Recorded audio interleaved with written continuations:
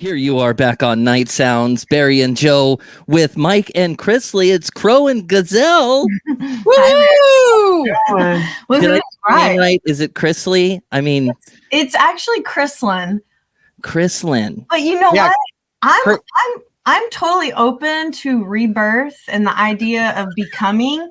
And if that's what I'm supposed to be now, I don't know. That Chris Rose went to jail. Yeah, that's what I was gonna say. Like, you don't want the name Chrisley. Okay, they're not good people. No. I have no idea who that is. No, now you have to tell us who that is. I know they're reality show fools who committed fraud and just got sent to jail for like 5 years for like embezzling money from poor people who need it the most. They're like awful people. Okay, I take it back. I want nothing to do with that name. So Barry, take it off the table. I'm sorry. I will delete it. Delete it. All right. It's Mike and Chrislyn from Crow and Gazelle. Look. Hello. Oh, wait. Okay. So I know we're going to talk about this in a bit, but you interrupted me as I was taking my which tarot card best represents you quiz. And so let me first show you the card that I got, and you guys can tell me what it means, and then we can get into that whole story. So after taking the quiz, I am the Hermit. So is it? It's an upright hermit, yeah. It's an upright hermit with the lantern because can you show us one more time, Joe? The knowledge. Can you show us one more time here? Look at that guy. You are the Hermit. You're absolutely the Hermit, Joe. That is. Well, so Joe, what does it make you feel? What do you think about it at first? I think that's the important thing with tarot. Well, honestly, I think it nailed it because as I currently am podcasting and broadcasting from the comfort of my closet, which I live in, my 5 by 10 space where I live here. I think it makes sense. I have the thirst for the knowledge, but I don't want to deal with the people. So hey, there we go. Yep. So you're a high functioning hermit. High functioning hermit. Yeah. Because oh my gosh, can you please write a song named High Functioning Hermit for me? You are, because in some ways, you know, the hermit, like as majestical as it can be, sometimes when it's like turned on too much, people miss the opportunity to share what they know because they are too in their own withdrawn or you know that seeking, like when we're seekers, which Mac and I both are immense seekers. Sometimes I get so deep in the seeking, I miss that opportunity to share and have that like reciprocity. So you're the high functioning hermit because you're well, hopefully Barry pulls me out, so he makes me the high functioning part. So that's why we only get him for like 20 minutes at a time. I love it. You do that. So tell us. Okay, so we're talking about tarot, and tarot is very important to you guys. Tell us the story about how you came up with your name. Okay, well, go ahead. Yeah. So when the fairly short of it, we reconnected. So we had known each other before. We started dating. We'd been friends. I was actually his booking agent at one time, and we reconnected after having not been in contact for like 6 years or something. And I was living in Austin at the time, and he was in Oklahoma, and he came to see me, and at the time I was house sitting for some friends, and they had this beautiful, it's called the Spirit deck. And we're going to have to figure out, I'm blanking on this woman's name. She's amazing. She has different decks. She has an Oracle deck right now, which is incredible. It's really a great writing tool. What's a Spirit deck? Is it like a... so it's this one was animals. It's animal spirits. So, I see what you're saying. The tarot card decks. Okay. Yeah. So this woman has, God, I'm gonna have to look it up. She has these different decks, and anyway, this was her. It's like it's called the Wild Unknown, and it's animal spirits. And so at the time, I was kind of homeless, not literally, because I always had a place to fall, but I didn't have a place of my own. So I was living between my car and people's couches, and and I had this little altar that I would carry wherever I went, just to kind of try to ground, because life was insane at that time. And yeah, I think Barry and I, we've been there too. Jumping around and not having a place to call your own is like, it's emotionally draining. So it's nice that you have something that can pull you back to reality, you know? You get it, because, you know, when people, there's sort of this, you know, heightened fascination with that sort of aimless gypsy transient thing.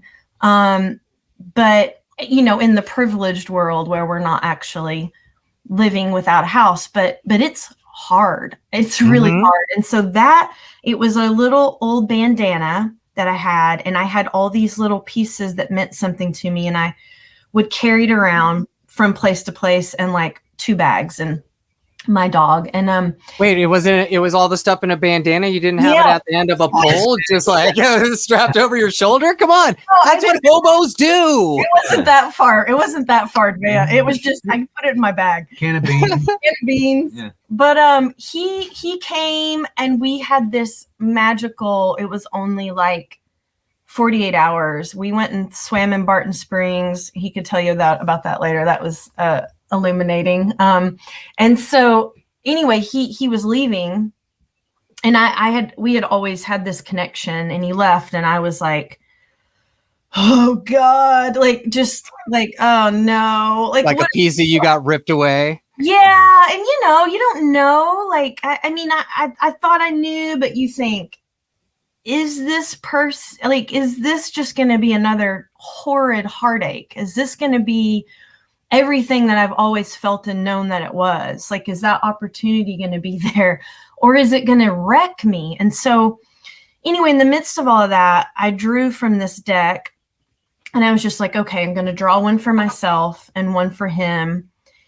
And I was just grasping for things. And so I drew for myself the gazelle, which is very point on for me. Mm-hmm.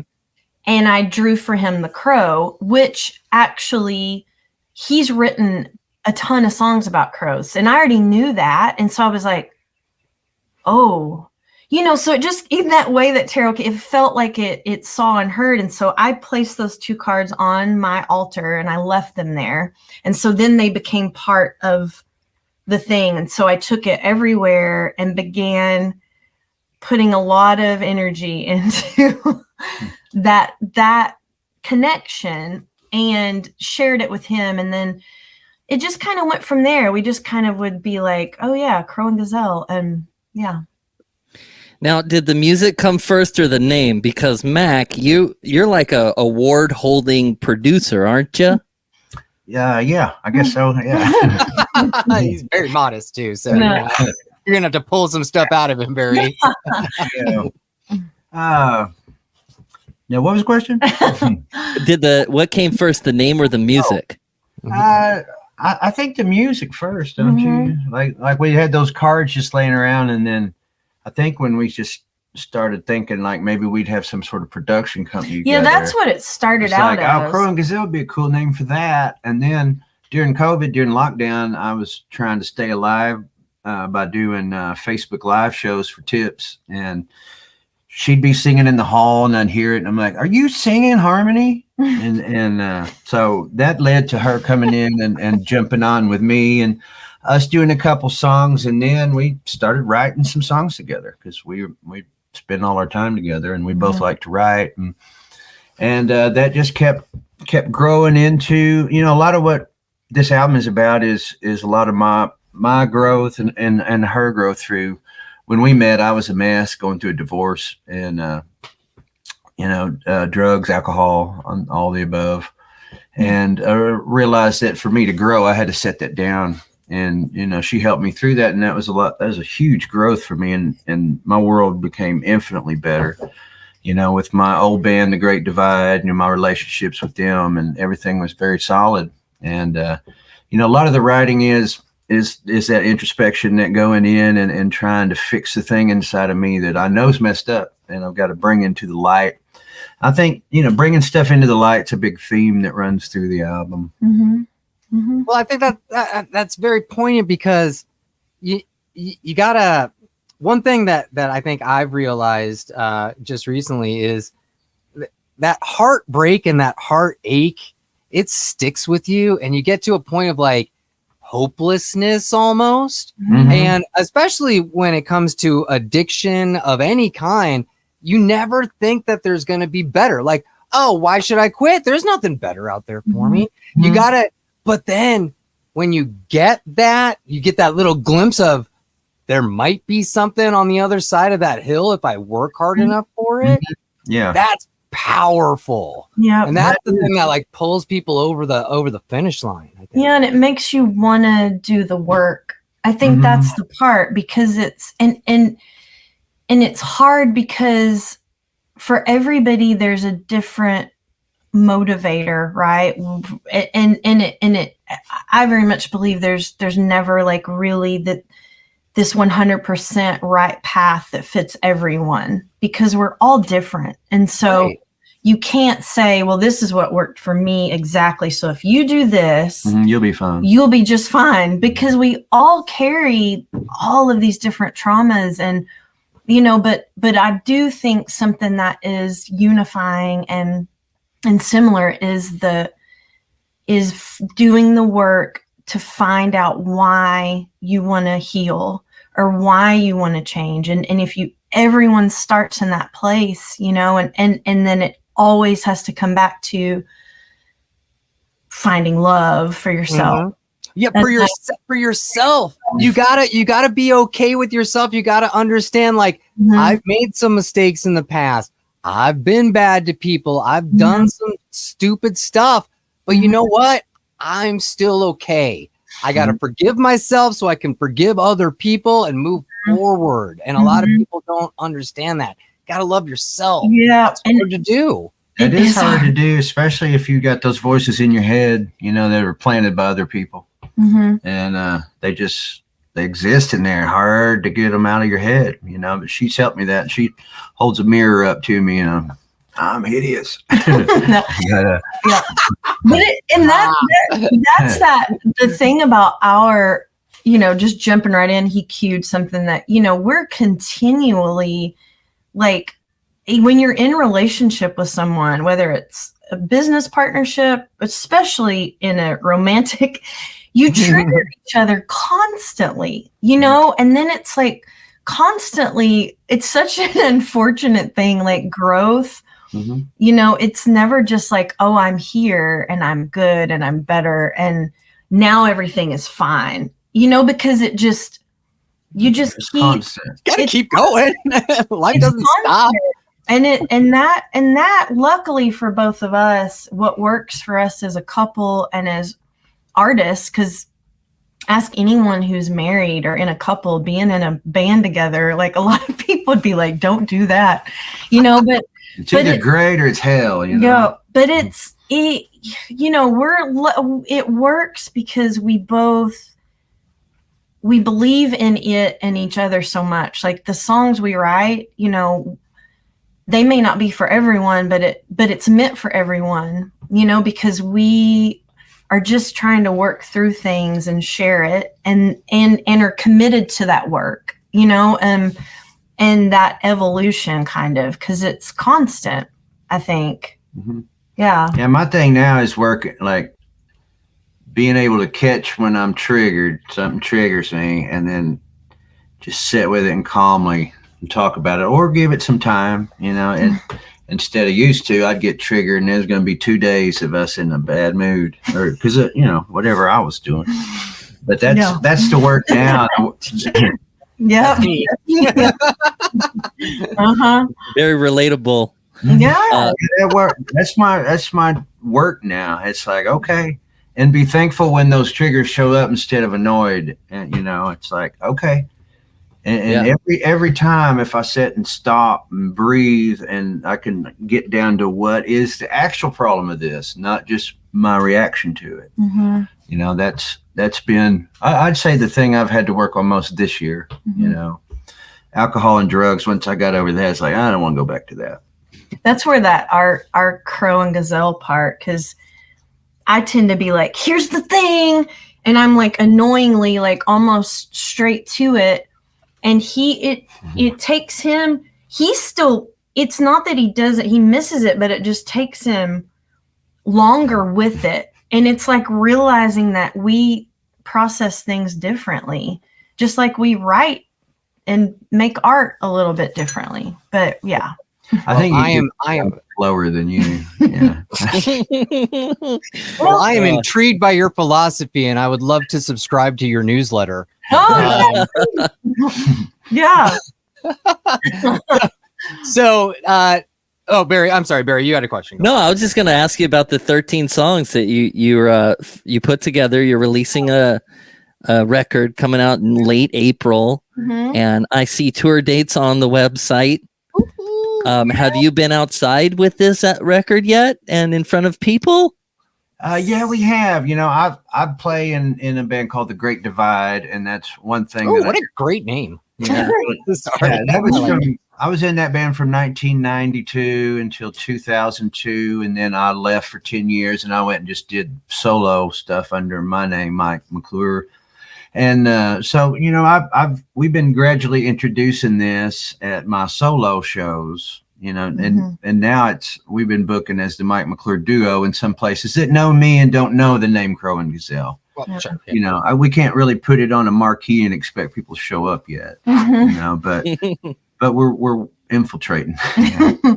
We're trying, and you, with the help of you, obviously. Hey, yeah, you gotta, you know, we're here to let people know. Yeah, but we just did a show in Austin at South by Southwest as Crow and Gazelle, and it was cool. It was really beautiful because I've played that city, you know, solo and mixed bag of results. But this was really nice, and it wasn't under my name; it was under Crow and Gazelle, and we just happened to hit the right group of people that were open to listening. You know, because like with Barry, with your question, yeah, because the songs we've been playing, like we played probably 5 of the 13 now live, some version of 5, a bunch of them we actually just the last couple of days we're like, oh, we need to start learning some of these. This album takes off, we're in trouble. Yeah, but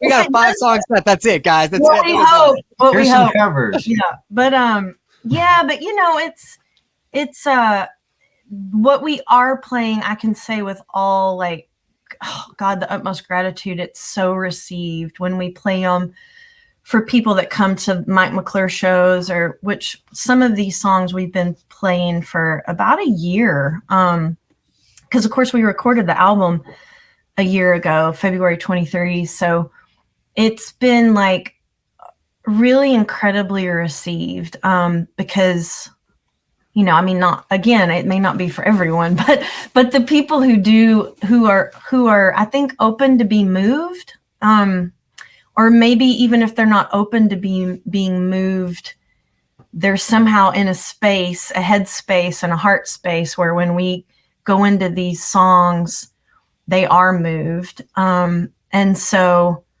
yeah, it's been already really exciting, and we're just kind of on the front of it, I guess. But yeah, I'd love to talk to you when you're on the other side of it too, because you're going places with this Crow and Gazelle. Man, thank you. I appreciate it so much. Like, you feeling that? Are you thinking about coming over here to the West Coast and play the beach? Yeah, if we can. We've got a couple of people who have reached out and want us to come out. You know, it's just that process of, like, figure, you know, how you string together a tour, and we're just so open to, you know, some of that it requires maybe doing some Mike McClure on the way to a Crow and Gazelle show.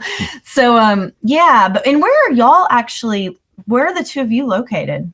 Oh, we're in I'm in the Valley of Los Angeles. Yeah. I'm over by KCSN. Yeah. Right, Barry, I'm close to the station over Yeah, here. he's by Cal State Northridge in the Valley. He's a Valley boy, and I'm more of a farmer, strawberry fields dude. Nice. About an hour north. I'm almost Santa Barbara. Okay, So cool. we're both like coastal dudes, you know what I mean? Did you get the bees going? Are you beekeeping? Yes, I am a beekeeper. Oh, you did your homework. Yes. Yeah, she gets everybody. I'm a gazelle. I got to know where I'm going. I got to see it. I love it. He's wanted to be a beekeeper for a while. I'm a little hesitant. So. You should just jump in. I've been doing it for 2 years, and as long as you have like somebody smart with you. See, Barry, this is the rub there. Oh, here is something I think Mike's gonna really enjoy this story. Okay. Tell him the story of the swarm moving through you. Oh man. Oh yeah. Did you guys see that viral video that went out at that tennis match a couple of weeks ago where all them bees went by? This last weekend in Indian Wells, out in the desert of California. They had the big So anyway, go ahead, Bear. Go. Yeah, so man, I want to show him the video now, Joe. I mean, I got to show him the video, don't I? I mean, I have to show you the video. All right, if you can find the video. Yep. Okay, well, hold on a second. I'm going to get this video out. It's basically, so a swarm is when a bunch of bees have to move because they have outgrown their house. Okay, so they're not necessarily trying to be aggressive. They're just trying to move. They're just trying to move. Yeah. They've outgrown. They're just floating by. So they're not out to sting you or nothing. Yeah. You know, they are just moving. God, that's like a nightmare. Yeah, I've seen a pretty vicious hive before. I grew up as a rancher's daughter, and so we were moving some cattle one time and came upon this abandoned house. And you could see them they were disturbed, which means they were probably angry. And we all just like went and got in the trucks, you know? Oh yeah, because they'll get you. Yeah. They'll get you when they're disturbed, when they think that their queen is threatened, they're gonna. Exactly. And I mean, for the right. Oh God. Okay. Watch this video that I've shown you guys now. Here we are at a tennis tournament, a tennis match. And these bees just show up while they're playing tennis, you know, and they're like, they're not the bees. Oh no! They have to go to that Nicolas Cage movie, don't they? Yeah, but it's basically they weren't stinging anybody. A couple people. Yeah, you can actually see it on the camera. You can see the swarm. Wow! You can see the bees everywhere. Yeah. It's like, oh. So you knew about this? So Barry, but this happened to you, didn't it? This happened to me. I was up there on the farm. What's that gonna do? I mean, come on. Yeah, no, you vacuum them up. That's what you do. No, that is actually a thing. That's actually literally what you do. You vacuum them up. It doesn't kill them. It just vacuums them up into the. Are you serious? Yeah. I mean, this crazy person should be in a veil. He should be wearing a bee suit, but just shows up with a vacuum. Yeah, and then it worked out. You know, everything played out. So. But yeah, I saw that on the top of the mountain. We were sitting there doing bees, and I was like, "What is that coming my way? It looks like a big old cloud." And then it just flew on by, scared the crap out of me. Yeah. But so far, you've gone unscathed in your beekeeping. No, I got hit in the face. I was stung in the face with the bee. That's right. And I pretty much almost hung it up at that point. His eye was like 4 times the size. Yeah, no, it was fun. I wish I could show you the pictures of that, but my face swelled up 8 times as big. Joe saw it. Joe was like, "Go to the hospital immediately." It was so bad. I seriously thought he was gonna lose an eye. Oh, dang. No. It was fine. It was fine. Everybody swells. Whatever. You probably want to do it even more now. Oh yeah, if you come out, Barry will take you. He'll take you out to the hive. He'll introduce you to the queen, all the stuff. Yeah, you do it responsibly and you'll never get stung, okay? No. Don't do it like that crazy guy we just saw with a vacuum cleaner in a long sleeve shirt. Yeah, and that's it. Well, let's play a song from you guys, Crow and Gazelle. I mean, you've released 3 singles so far. You're letting them out one by one. So which one is the latest one? Is it Blackbird that's going down now? Yeah, that's the newest one. I guess let's see, the 8th. Yeah, I don't even know when this airs, but it's been out a couple weeks. Yeah, this song started out, I just walked into the the dining room, and she had a poem laying on the table, and I picked it up and read it. I assumed that was okay, and I assumed it was about me, and took it over to the piano and started playing, and this melody fell out, and that's the song. Well, and she walked in and is like, "How dare you read my diary?" Exactly. Well, you know what? What's crazy, sometimes I think because we have other songs on the album that have pieces of poems that I've written when we needed to fill something in. And I was like, wait, I think I have this thing that I wrote a few years ago. And we would like kind of it just put it into parts. But this one, not a word was changed. And when I had come home, he's like, I want to play you something. And I'm like, okay, which happens all the time. Like I've got this new melody going and whatever. And I'm sitting there and he sits at the piano, which isn't always normal. And I'm like, okay. And then he starts saying the words and I'm like, this is familiar. And then I realized what's happening. And I looked at the, little thing where the paper sits on the piano. And then I'm just bawling because Aww. I was like, it was just so moving. Yeah. And that was the first time that had ever happened that way. Yeah. That's fantastic. Yeah, that's a sweet moment. Yeah, Very smart, Mac. That was a good idea. I don't remember if he was in the old proverbial doghouse, but I don't think he I was. forgot our anniversary, our first two. Well, she did. Well, we too, both but did. yeah. We don't. It's like not To important. make up for it with stuff like that. Yeah. There you go. Well, thanks I'm for gonna use making that it with into my a wife. song that we can all hear Yeah. and enjoy. Thanks for wanting to play it. Well, let's spin it right now. You can find out all about Crow and Gazelle at crowandgazelle.com. They have a tour going on, and we're going to cross our fingers that they get over here to California at some point, Yeah, man. we're gonna come. We're doing it. All right. Thanks for coming on Night Sounds. Yeah, Yeah, thank you thank guys. you guys. So nice to meet you. We appreciate it. Yeah. You too. so Yeah. much.